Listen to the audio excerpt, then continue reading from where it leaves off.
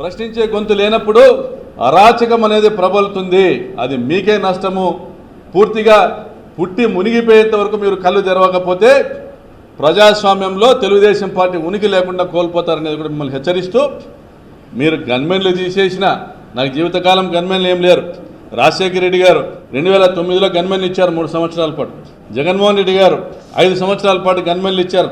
ఇప్పుడు మీ ప్రభుత్వంలో 2 సంవత్సరాలు, 10 సంవత్సరాల పాటు నా ప్రాణానికి ముప్పు ఉంది, భద్రత అవసరం అనేసి నివేదికలు ఇచ్చినటువంటి అదే ప్రభుత్వ కార్యాలయాలు, ఎస్పీ కార్యాలయమే ఈరోజు నాకు కనీసం నోటీస్ పంపకుండా, థ్రెట్ పర్సెప్షన్ రిపోర్ట్ పంపకుండా, ఎస్ఆర్సీ తీసుకున్న నిర్ణయం కమ్యూనికేట్ చేయకుండా హుటాహుటిన పాపంపేటలో ఏ రోజైతే ఆక్రమించుకునేదానికి పరిటాల రవి ప్రధాన అంచరుడైనటువంటి శరభారెడ్డి, కుమ్మర రామాంజనేయులు అక్కడికి పోయి వాళ్ళు ఫెన్సింగ్ వేసేటువంటి ప్రయత్నం చేశారో ఆ రోజు మా పార్టీ నాయకులు జెడ్పీటీసీ మాదిగా చంద్ర, మా మండల కన్వీనర్ పవను, అదేవిధంగా మా మాదన్న, మా ఎరికల ఈశ్వరయ్య, మా ఎంపీపీ వీళ్ళందరూ కూడా స్పందించి ప్రజల్ని తీసుకొని పోయి అక్కడ తిరగబడడం వల్ల, బాధితులు తీసుకొని పోయి తిరగబడడం వల్ల వాళ్ళు పలాయనం చిత్తగిచ్చినారు.